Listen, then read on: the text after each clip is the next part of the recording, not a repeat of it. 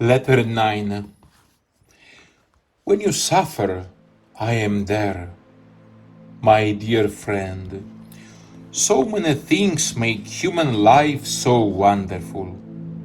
Nevertheless, many things in human life make it seem futile.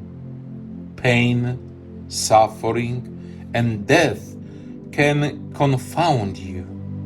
And you, like most people, make every effort to isolate yourself from their sting. The reality is, suffering is part of the human condition. To be human means to feel pain, to suffer, and ultimately to die. How easy it would be for me to tell you to trust me and not to be afraid. However, I know that command alone would not elevate your fears. Your fears of pain, suffering, and death reside in every fiber of your being. To show you just how sacred and precious you are, I do not elevate that which you experience. I embrace it. When I was first born of my mother Mary in Bethlehem, I embrace your humanity and every aspect of it. I feared, suffered, and died. I know how you feel because I have felt it. Therefore, when I speak to you, I speak as one who knows what your fears are. They were mine. I know of your suffering. It was mine. I know of your death. It was mine. However, there is more to all of this than just pain, suffering, and death. There is the promise of life eternal. My resurrection confirms that our Father is more powerful than any pain, any suffering, and even your death. Our Father sees beyond the limits of our humanity and sees the possibilities that fate offers us.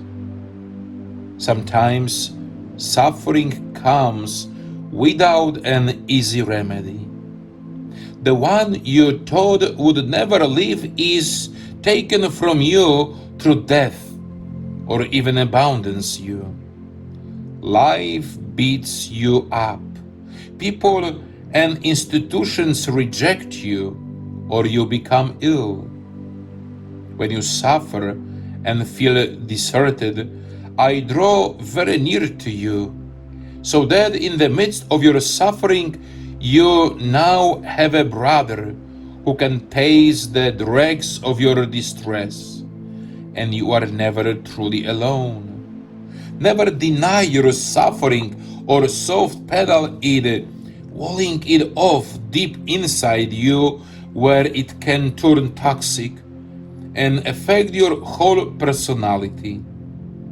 Instead, gather up your troubles and spread them before me. Suffering plays a role in your growth. Suffering ripens you, and when you take it to me, it can carve a huge space in your heart for compassion. You feel more keenly the sufferings of others who undergo trials. Suffering can midwife the birth of truly selfless love. There is no easy answer to the mystery of pain and suffering. My ways are unsearchable, past your finding out.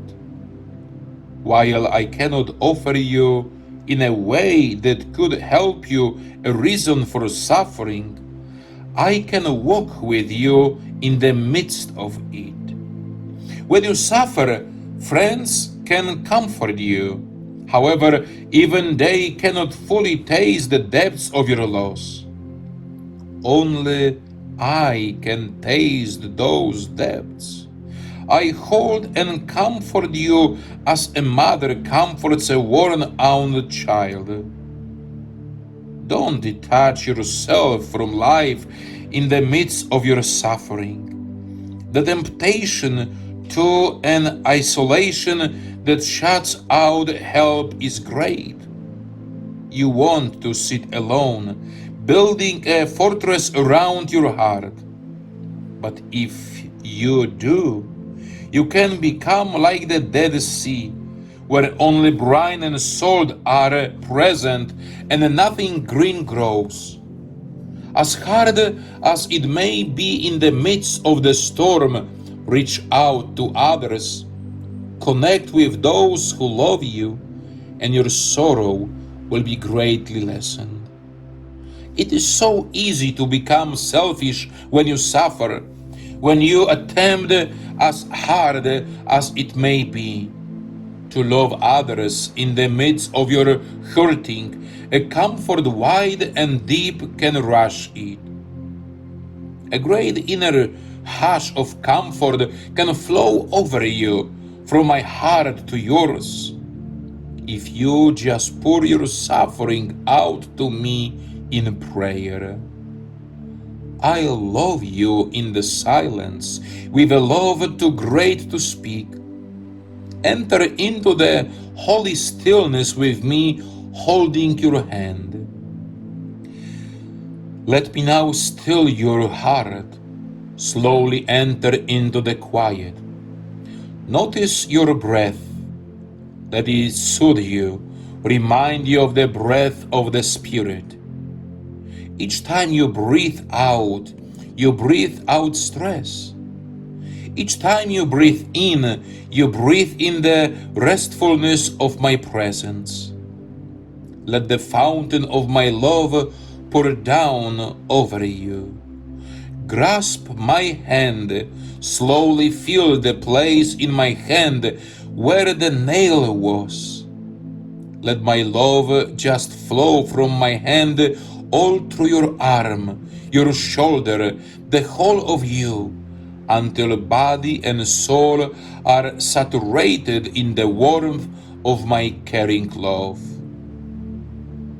Rest a while in the stillness with me, your friend Jesus. Scripture reflection. When you pass through the waters, I will be with you, and through the rivers they shall not overwhelm you. When you walk through fire, you shall not be burned, and the flame shall not consume you. Isaiah 43, verse 2. Prayer. Dear Jesus, take us up into the arms of your merciful love. There are no eyes that have not wept, no breath that in time has not been drawn in sighs, no hearts that have not bled. In times of sorrow and suffering, may our prayer to you be like the voice of a child in the night to her mother, summoning her tender care. Amen.